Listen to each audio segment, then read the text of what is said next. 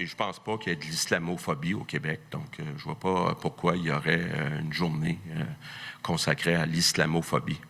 Cette déclaration faite 2 jours après la commémoration de la tuerie de la Grande Mosquée de Québec suscite un tollé. Just completely surprising for us and deeply offensive and insulting and hurtful. C'était une surprise pour nous et très offensant, insultant et blessant pour les familles des victimes de Québec, pour les musulmans du pays, déclare le président du Conseil des musulmans canadiens. Dans cette lettre, le président du Centre islamique de Québec ajoute que ces propos pourraient inciter des gens à commettre des gestes islamophobes, ce que cautionne l'imam Hassan Guillet. Il y a une certaine minorité, très minime, mais très bruyante et très dangereuse. Aller s'excuser pour cette situation-là, c'est un signe de sensibilité et d'humilité. C'en est un.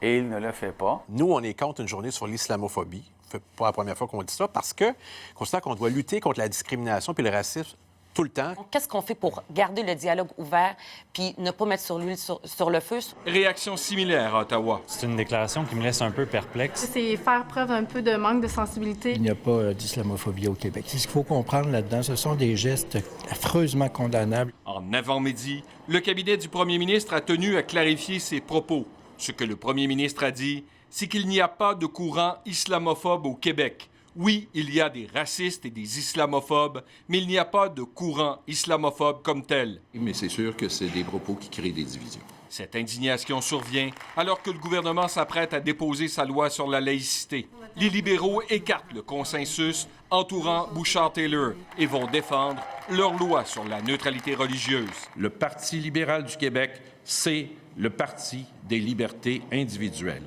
Et jamais nous allons endosser la position de la CAQ. Mercredi, le premier ministre a souligné que sa loi serait un antidote au racisme. Alain Laforêt, TVA Nouvelles, Québec.